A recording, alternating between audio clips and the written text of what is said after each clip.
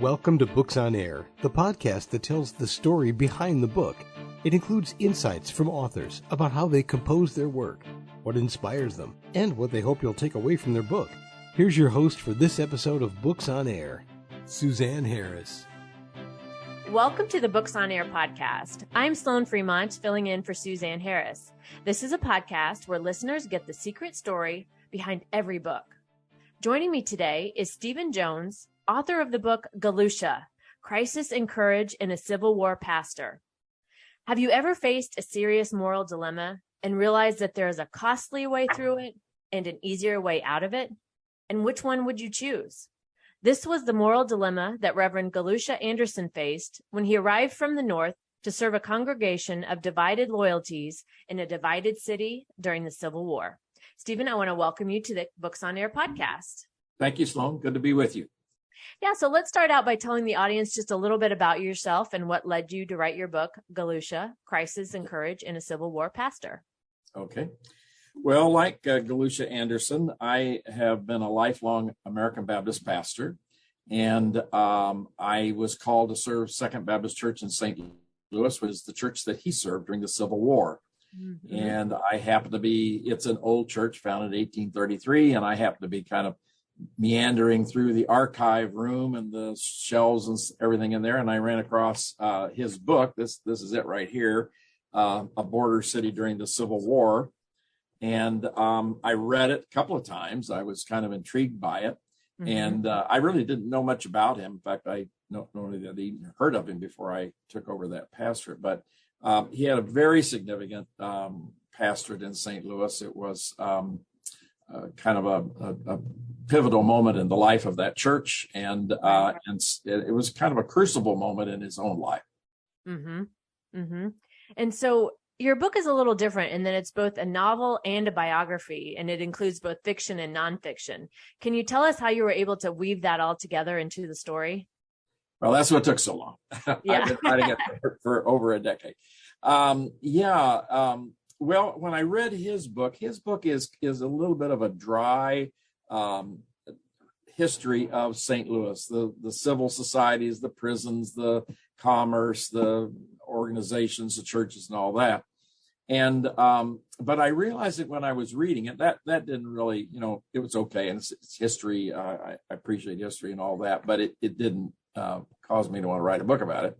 But when I was reading that, I realized that underneath that story, that history that he was telling his own personal story. I don't think he meant to.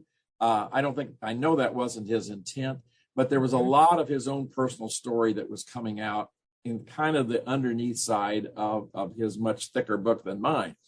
And it intrigued me to hear his story. And I thought, could I begin to kind of pull that story out and see if it fits together? And it does. There's a lot of it in there, but you have to just go through every page and occasionally these little snippets of his own life. And so that's what I did. There were some places missing, and I tried to do my very best to write a few chapters in it that would help embellish the story and tell his story, because that was not his intent. But that's where I got it, and that's where it came from. And so it is biography. An awful lot of the chapters and words are his, but there are some sections that I had to add to kind of flesh out the story some. Mm-hmm. And so can you tell us how you weaved his story with those kind of that underlying story you saw when you were reading? Can you tell us how you weaved his story into, and maybe even what you saw with his story and how that parallels some of your experiences as a pastor, or even, maybe people who are faithful and want to do the right thing. And there's, as I talked about at the beginning about that moral dilemma that we all often face. Can you talk about and maybe give us some examples of that? Well, the unique thing about St. Louis during the Civil War is that it's at the far west end of the Mason-Dixon line. Mm-hmm. And it was one of the very few cities in the United States. Of course, the United States was at war with itself during the Civil War, North versus South. And so St. Louis is one of the very few places where people on both sides lived side by side. they shopped in the same shops. They lived on the same streets, the same neighborhoods. They attended the same churches, belonged to the same organizations and clubs and so forth. And yet they were sending their sons out to kill the other sons on the battlefield. So it's kind of you don't usually think of that happening in quite that close a proximity. So these people had to learn how to hold deep passions, which they did, both pro-Union, pro-Confederacy, but not have it blow up in the city of St. Louis. And the fighting largely did not take place in the city of St. Louis. It happened all around it, but not in it. And that was partly because the city had kind of an unwritten agreement that it wouldn't be talked about publicly too much. Now, that kind of broke down eventually, but that was kind of the beginning. So Galusha he came from the north. He was from Western New York, and then he served his first church in Janesville, Wisconsin, very rural place, very far removed from the Civil War. They probably had soldiers off and families in the Wisconsin infantry and all of that. But he basically, he didn't have much of an impact. The Civil War didn't have much of an impact on his first pastor. But when he moved to St. Louis, my goodness, it just, it was right there in front of them. They had never lived near slavery, they'd never known it before nor his wife. And it just hit them in the face. And so then they're kind of left with the very difficult decision. How do you do this? And all the pastors in St. Louis did it by keeping quiet. They didn't address it, because to address it meant to stir the pot and stir the waters and create all kinds of problems. And he did that for a year and a half, 2 years, and he just couldn't do it anymore. He said it's wrong, it's morally wrong. To treat some people as slaves and to own them as slaves. And I just can't do this anymore. So there was one Sunday night when he finally decided, as the first pastor in St. Louis, to speak out against slavery and against the secession of the southern states, against the Confederacy. And it did what everybody feared that it would, which was that his church was one of the larger churches in town. And it was not quite evenly divided, but there was an awful lot of Confederate supporters in his congregation. And the next Sunday morning, they were all gone. They sent several peacemaking delegations to try to work things out. If he would agree never to bring it up again, they would come back. And he just felt like, I can't do that. My mandate as a pastor is to address injustice and inequality, and I cannot agree to not tell the truth. So that was kind of that crucible moment. That followed an earlier moment in his life, which is even more personally hard and difficult and challenging, in that he and his wife moved to St. Louis with one infant son who died after they arrived. And they had another son who lived for a while and died. And then they had a third son, and that son and the wife died in delivery, in that period. So he came to St. Louis with a family, and within about 18 months, he lost 3 infant boys and a wife. And you can imagine how challenging a moment that would be for anybody. And and in a pastor, it's hard to go through those public, or those losses, very personal losses, in a public way. There are people in congregations who can make those transitions with you and put their arm around you and walk with you and fine. And there are other people for whom that's a little more difficult to ask. And so he had to go through that and suffered most of that privately, although everybody knew he was going through it. He remarried eventually. And then not long after that, this slavery thing hit. And what happened to the congregation is it was about cut in half, not quite in half, but almost. But then Second Baptist Church became known as the Union Church. It wasn't the name, but it became known as a strong Union church in St. Louis. And pretty much they regained all that they had lost by people who deeply supported the Union and were deeply against slavery. who came to the church, and that really just changed the trajectory of the church from that point on.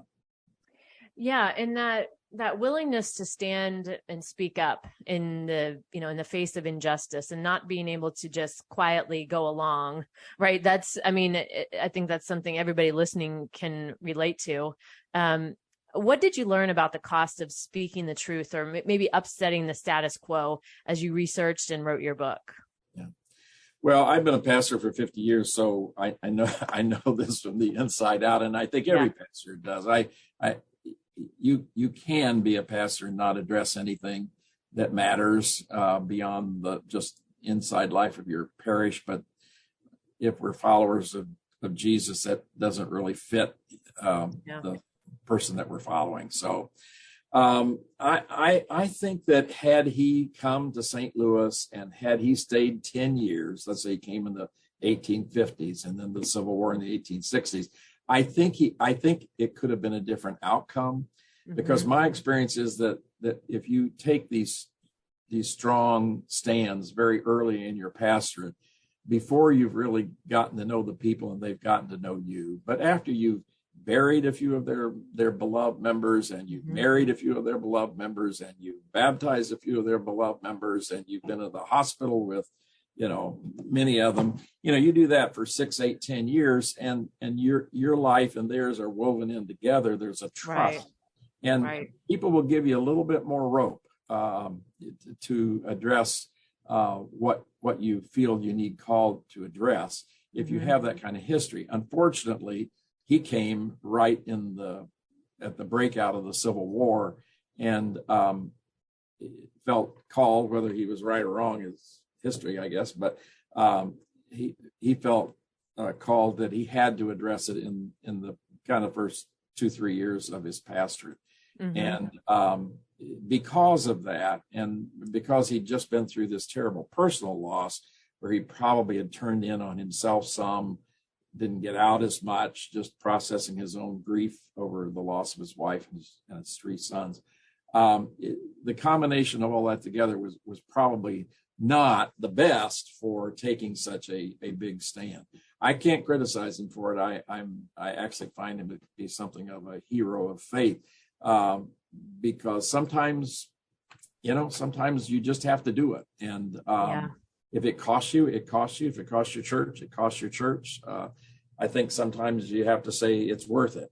But certainly if you could time these things out and say, well, I can't really address this right now because it's so divisive, but if I had another couple of years, I will address it. It's probably an easier thing on the congregation. But in point of fact, he didn't feel like he had that kind of time, and it changed Second Baptist Church from that point on. It was a different kind of congregation from the 1860s on, because of his courageous stand.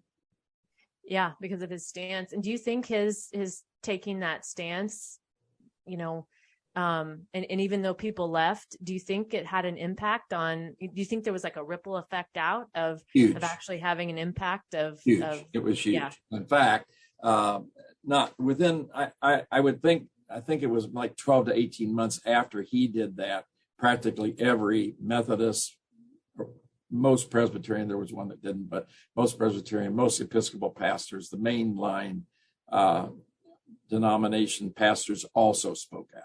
Yeah. And actually, it even caused a couple, including one Presbyterian, to speak out on the Confederate side. But the pastors were no longer muzzled. They were no longer quiet. They felt like they had to stand for whatever truth they felt called to do. And he was the one that started that. And that was the ripple effect. It didn't blow apart the city. The Civil War never came into the city in a wholesale kind of way. Mm-hmm. But I mean, there was some fighting and things, but not major battles in St. Louis. And the city didn't. They were just afraid that the whole city would just unravel, right? With neighbors shooting neighbors in the backyards and all that kind of stuff. That largely, it never quite got that bad. But he did have a big impact on the main, I'd say, the mainline churches, mm-hmm. and the courage of the mainline pastors to join him and speak out against slavery.